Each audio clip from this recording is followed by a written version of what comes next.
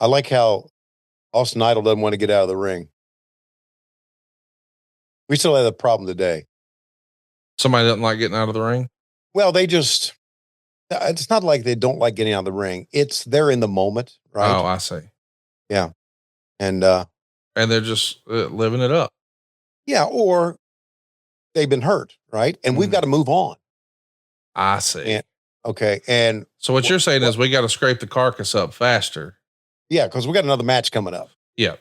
So what y'all ought to do is get like a pizza peel. And you could just scrape up Darby Allin right off the street there in NYC. Yeah. And then just, throw him in the back and let Doc Sampson come rub some dirt on it.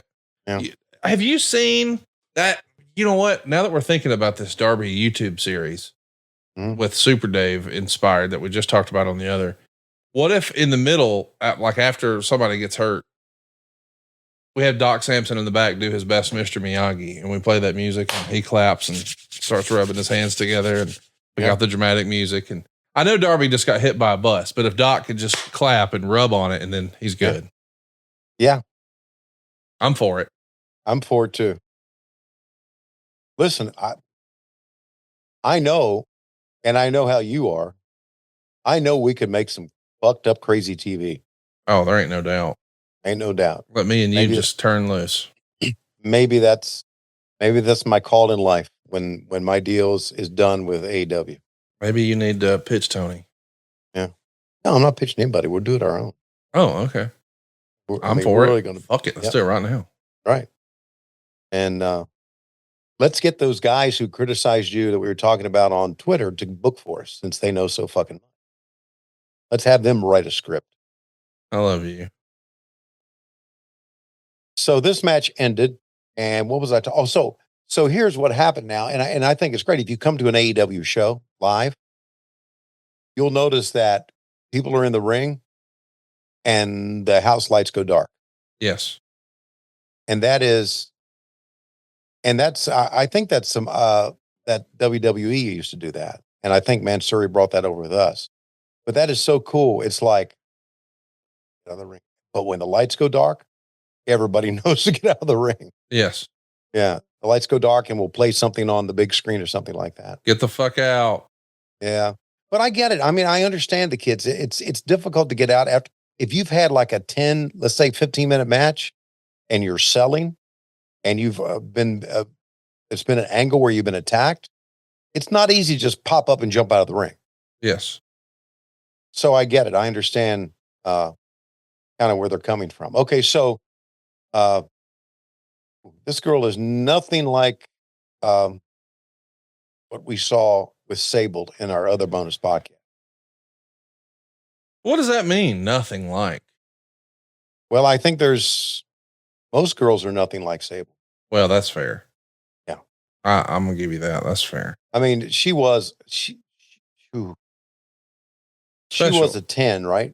Oh, ain't no doubt. I mean, she just kind of just, in that era, man, like she became one of their biggest stars, one of their biggest merch movers. Like I was always a Sunny guy, still am. I mean, you know what I mean? Like not real life Tammy Sitch. I'm just saying. Right. But anyway, I'm saying all that to say the response she got, the quarter hours, the t-shirt sales, just every bit of it.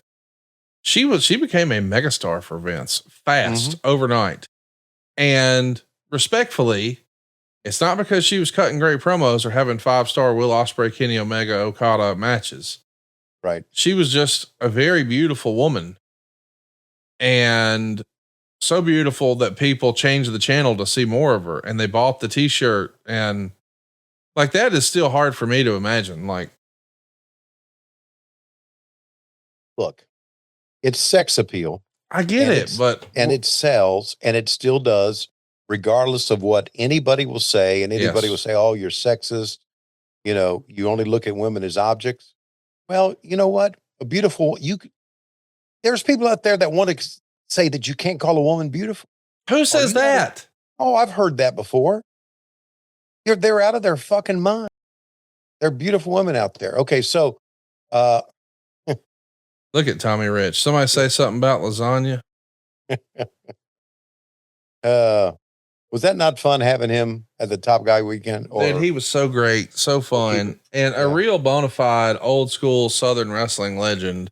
Mm-hmm. And it's really rare to me that I find somebody in my real life who's I'm not going to say an older person. I guess I am. I'm going to say an older person. People who were in their late 40s, 50s, 60s, right? Whenever it comes out to them that I'm even loosely associated with wrestling.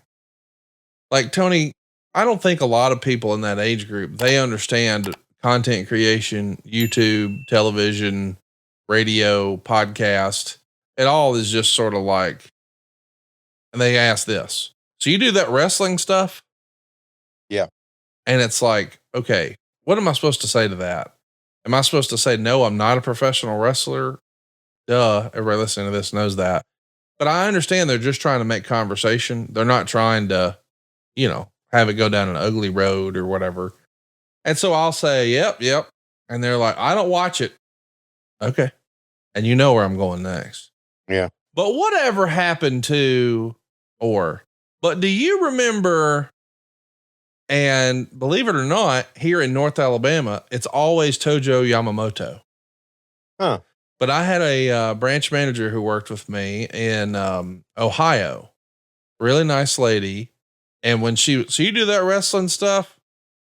Well, kinda, not really. Well, I don't watch.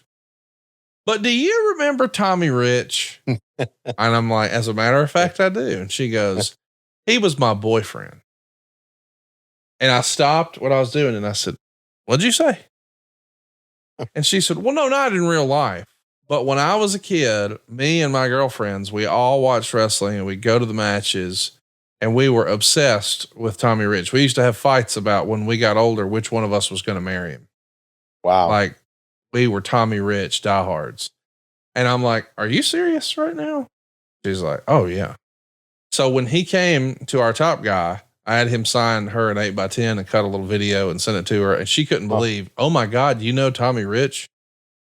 And of all the people, I mean, I got Vince McMahon and Tony Khan and Stone Cold's phone number in my phone right here. Right. Doesn't know who any of those people are. Doesn't care. Like, you want to know Hulk Hogan's number or Ric Flair's number? Got it. If she's like, you have Tommy Rich's phone number? And I go, yeah. She goes, can I have it? And I'm like, no, you can't have it. Why did you see the video? He doesn't look like Tommy Rich from 1981 anymore.